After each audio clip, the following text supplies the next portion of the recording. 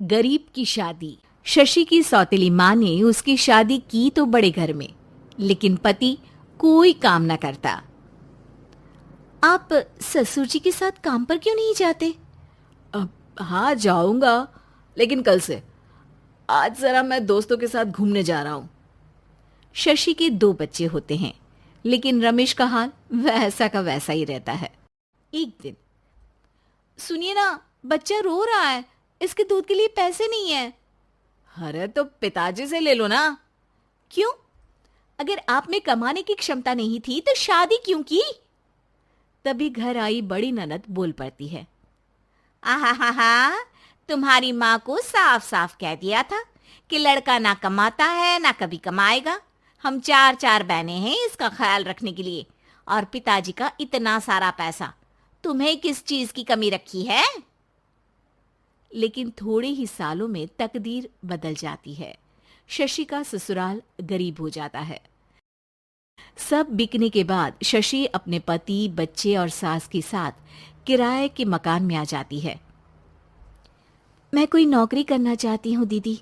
अरे इतने बड़े घर की बहू थी शशि, तुम नौकरी करोगी? नहीं नहीं नहीं नहीं।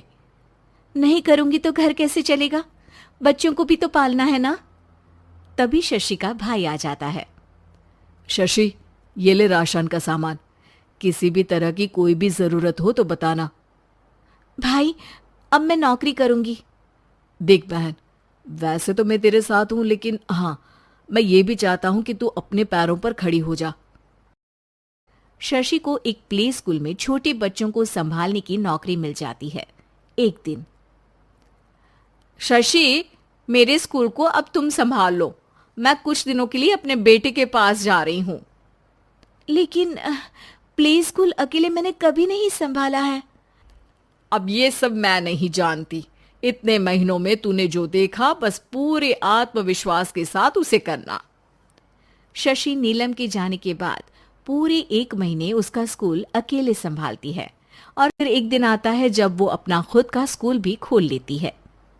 वाह शशि, तुमने आज मेरा सर गर्व से ऊंचा कर दिया। तुम्हारा यही आत्मविश्वास तुम्हें बहुत आगे ले जाएगा। नीलम, बहुत आगे जाने की चाह नहीं है, बस ये छोटा सा स्कूल मेरे बच्चों की अच्छी शिक्षा में मेरी मदद करे, यही मैं चाहती हूँ। शशि थोड़े थोड़े पैसों से ही अपना परिवार पाल रही थी। एक दिन उसके घर उसकी बड़ी ननद आती है। अरे भाभी, घर में कूलर तो लगा लेती, मेरी माँ को कैसे पंखे में लिटा रखा है? अरे तो शशि कौन सा एसी लगा कर सो रही है? वो भी तो यहीं रहती है ना मेरे पास। ज्यादा यहाँ आकर मेरी बहू को परेशान ना किया करो। हाँ हाँ, मुझे भी शौक नहीं है इस छोटे से घर में आने का। मैं तो बस ये बोलने आई थी कि मेरे बेटे की शादी है तो ननिहाल का जो नेग होता है वो ले आना। हाँ हाँ, जितना बनेगा कर देंगे, और ना हुआ ना तो वो भी नहीं करेंगे। तभी शशि बोल पड़ती है। अरे नहीं नहीं माँ जी, रीटा घर की बेटी है, उसके ससुराल वाले उससे शादी पर पूछेंगे कि मायके से क्या मिला। रीटा, तुम मुझे सामान की लिस्ट भेज देना, मैं पूरी कोशिश करूंगी कि तुम्हारी हर डिमांड को पूरा करे। अच्छा, मैं खाना लगाती हूँ। शशि ये बोलकर किचन में चली जाती है। धीरे धीरे कर शशि किसी न किसी तरह अपनी सारी ननदों की डिमांड भी पूरी करती, बच्चों की ख्वाहिशें भी, और उनकी पढ़ाई के लिए पैसे जोड़ती।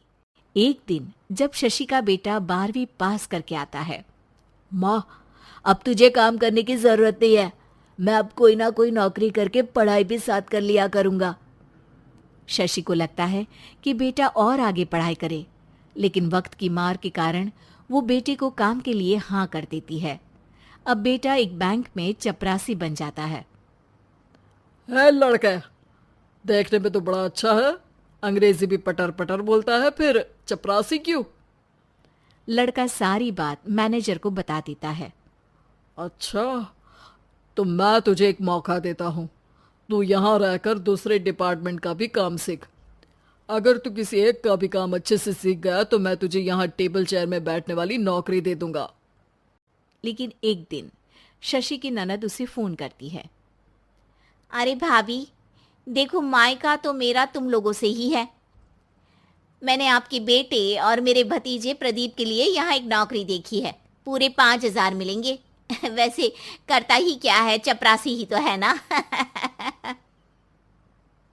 कोई बात नहीं रीटा, मैं उसे इस शहर के बाहर नहीं भेजना चाहती हूँ। बाकी वो शाम को आएगा तो मैं पूछ लेती हूँ। वहीं प्रदीप मैनेजर की बात से खुश हो जाता है और मैनेजर के काम पर ही नजर रखने लगता है। वो उनकी तरह के पेपर पढ़ता, काम करता और आने वाले लोगों की बातें सुनता। एक दिन बैंक में ऑडिट वाले आते हैं। ये गलत है, पूरी बैलेंस शीट नहीं मिल रही है, कहीं ना कहीं गड़बड़ है। ए मैनेजर, क्या करते हो? बैंक के पैसों का हिसाब सही नहीं है। मैनेजर के पसीने छूट जाते हैं। तभी प्रदीप वहां जाता है। अब क्या मैं ये बैलेंस शीट देख सकता हूँ? अरे बेटा मजाक नहीं, जाओ पानी लेकर आओ एक गिलास।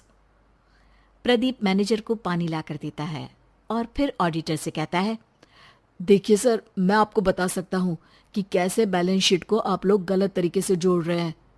ऐसा बोलकर प्रदीप एक एक कर सारे डाउट क्लियर कर देता है। अरे हाँ, ये तो पॉइंट हमने देखे ही नहीं थे। गुड, कौन है ये बच्चा? तभी मैनेजर बोल पड़ता है, अब हमारे यहाँ अकाउंट में नया आया है। ऑडिटर के जाने के बाद, वाह प्रदीप, आज तो तुमने मेरी नौकरी बचा ली। और आपने भी तो मेरी नई नौकरी लगा दी, अकाउंटेंट की। बस फिर क्या था, प्रदीप ने एक बार जो सफलता की सीढ़ी चढ़ी, बस चढ़ता ही चला जाता है।